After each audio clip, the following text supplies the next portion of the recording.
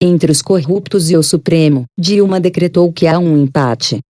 Dilma Rousseff foi a entrevistada de ontem do Jornal Nacional. Não vou analisar aqui a fala da candidata porque entendi, segundo seus próprios pressupostos, que quem concedeu a entrevista foi a presidente da República. Aliás, só isso explica o fato de que ela gozou de um privilégio que aos demais não foi concedido porque nem haveria como. Falou na biblioteca do Palácio da Alvorada, não no estúdio do Jornal Nacional, a exemplo dos demais.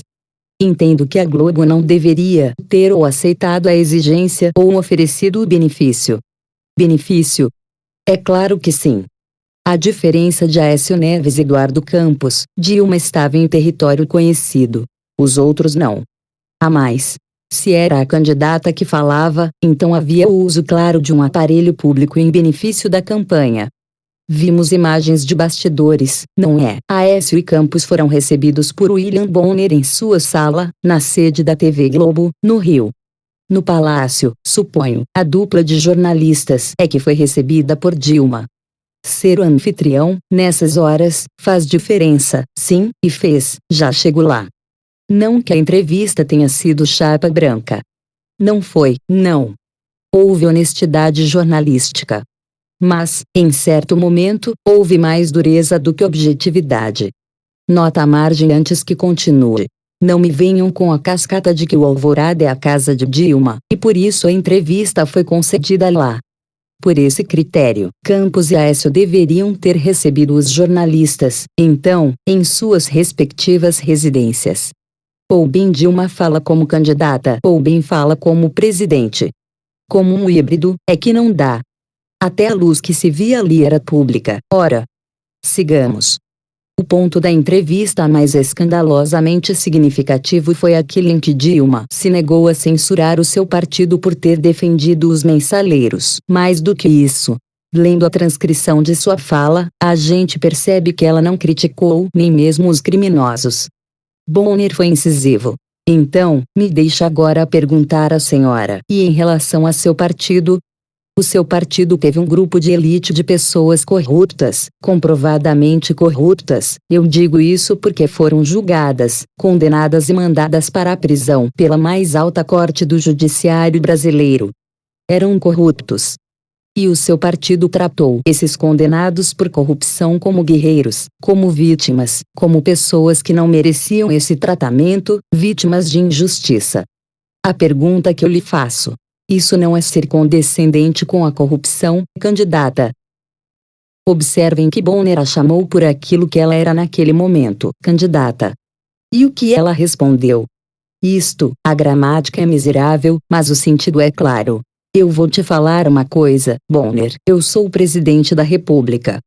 Eu não faço nenhuma observação sobre julgamentos realizados pelo Supremo Tribunal, por um motivo muito simples. Sabe por quê, Bonner? Porque a Constituição, ela exige que o presidente da República, como exige dos demais chefes de poder, que nós respeitemos e consideremos a importância da autonomia dos outros órgãos. Acontece que os jornalistas ainda indagavam sobre o comportamento do partido, não do Supremo. Bonner insistiu 2 outras vezes que eles haviam feito uma indagação sobre o partido. Ela não mudou a resposta. Faltou ao editor-chefe do Jornal Nacional deixar claro que a pergunta era dirigida à candidata, não à presidente. Isso não foi dito. Convenham. Afinal de contas, candidatos à presidência não frequentam a biblioteca do Palácio da Alvorada. Na prática, entre os corruptos punidos e o Supremo que os puniu, Dilma preferiu decretar um empate, embora saibamos que ela não teria autonomia para criticar os criminosos ainda que quisesse. A presidente se enrolou na pergunta sobre a saúde, mas não sei se o telespectador percebeu desse modo. Os entrevistadores fizeram uma síntese das calamidades da área e lembraram que o partido está há 12 anos no poder. A presidente, então, acionou a tecla do programa Mais Médicos para demonstrar como seu governo é operoso, embora tenha dito, num dado momento, que a saúde não é minimamente razoável. Pois não é minimamente razoável depois de 12 anos de poder petista. É nessa hora que faltou um tanto de objetividade, números mesmo. Entre 2002 e 2013, houve uma redução de 15% na taxa de leitos hospitalares, públicos e privados, por 1.000 habitantes. Entre 2005 e 2012, o SUS perdeu mais de 41.000 leitos.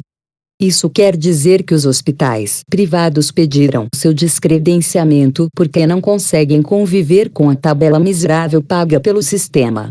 Atenção! Há apenas 0,15 leito psiquiátrico por 1.000 habitantes no país.